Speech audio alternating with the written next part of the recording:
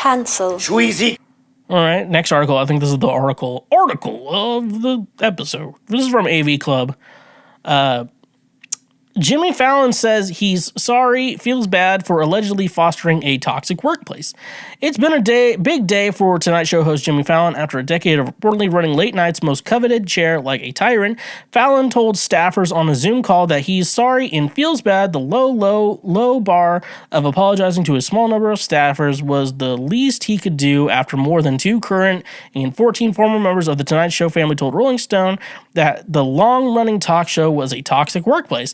In the parlance of his unhappy crew, Fallon is up against it after the allegations of fostering an unhealthy and hostile work environment came to light this morning. It's embarrassing and I feel so bad. Sorry if I embarrassed you and your family and friends. I feel so bad I can't even tell you, Fallon told the Tonight Show staff over Zoom. Per Variety, I want this show to be fun. It should be inclusive for everybody. It should be funny. It should be the best show, the best people.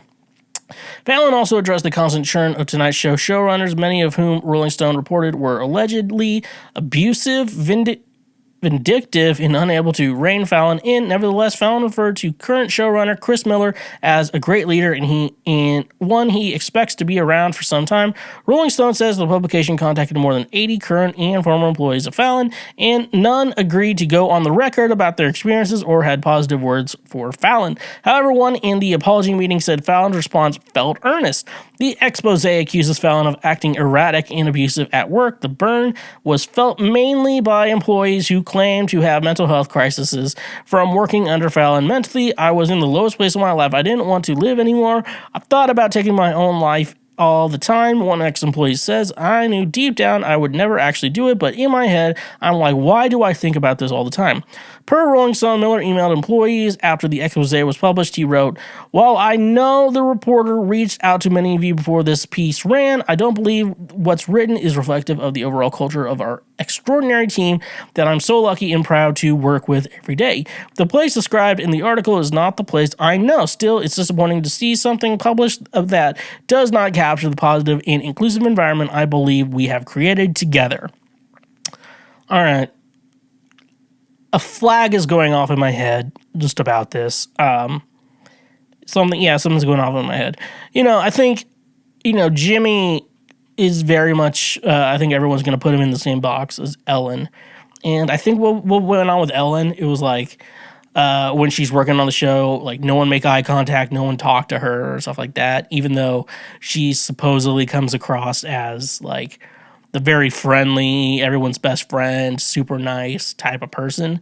And I don't know Ellen, so I can't really determine if like she's the greatest person, that she's awesome or not, or like, how just how friendly she is or how she treats people.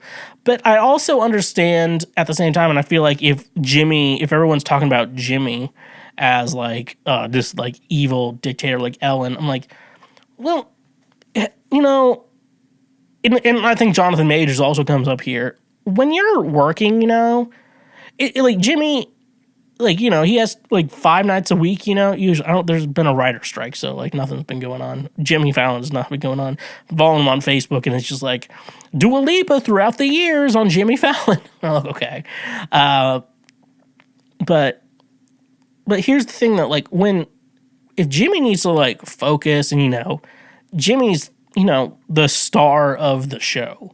So, when you're a performer, like you have to know what you need to perform really well.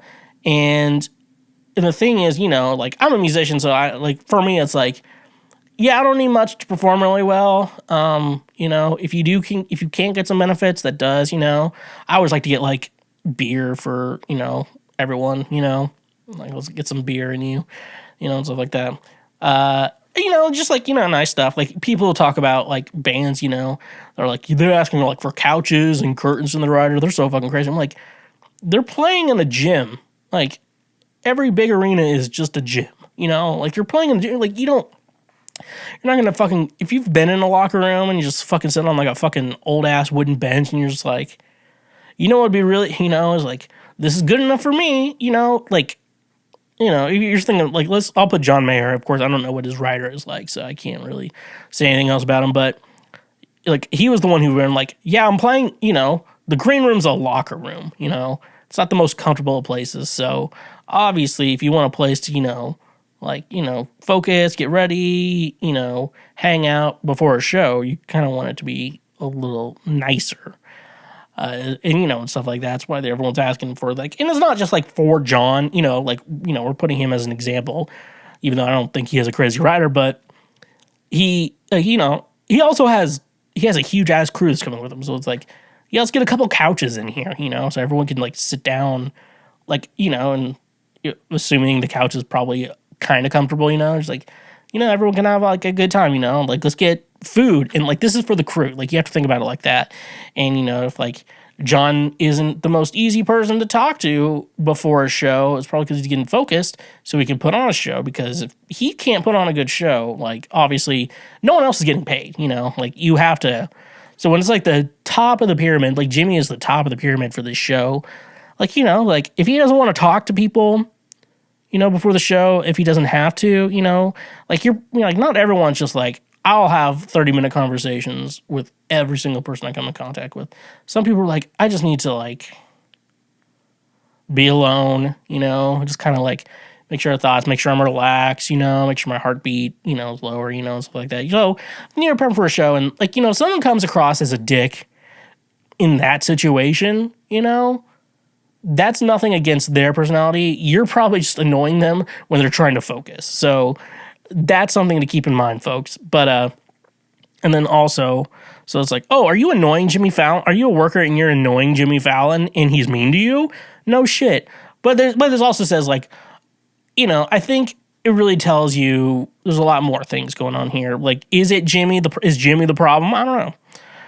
He doesn't, even then, Jimmy doesn't seem like that bad of a guy. I mean, like, when you're working, it's not the time to be doing, Jimmy's needs to focus on the show. So you just need to make sure Jimmy's good to go, ready for the show. If he's being a dick, it's probably not personal. It's probably just like he's, but also if it's like a toxic work environment, usually when it's a toxic work environment, it's usually one employee.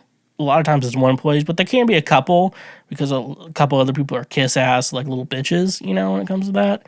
So I'm going to guess it's probably, I feel like it's not Jimmy, like, if Jimmy came across as bad, it's probably just him prepping for a show. That's, that's how I think Ellen is. I'm like, I think Ellen's probably still a good person. She's too rich, and like, you don't know how to act when you're super rich. But I don't think she's a bad person. I think she was just trying to mentally prepare for a show and doesn't want to be like, you can't always be friendly. Like, sometimes you can be friendly, like, there's time. I think, if someone's being an asshole to you, think about the circumstance. And if the circumstance calls for, like, oh, they're probably, thinking about something else or whatever, going through something else, I'm like, yeah, it's fine. But, regardless of that, though, am I surprised it's a toxic work environment? No. Really, like, a lot of times if it's a toxic work environment, it's like a couple people. And, like, the answer is, like, give them a warning and tell them they need to start, treating people better or not, or just ignore it altogether and then wonder, why can't we not keep employees coming around? Because, like, 20 showrunners too. Like, that is a big job. And, if I was Jimmy Fallon, I would want, that'd be someone I'm like, I want someone who I can work well with. Like, you have to go through all that. So that's interesting. I actually don't know anymore about what's going on here. I should probably research this and see what's going on. But, yeah, tell me your thoughts, please.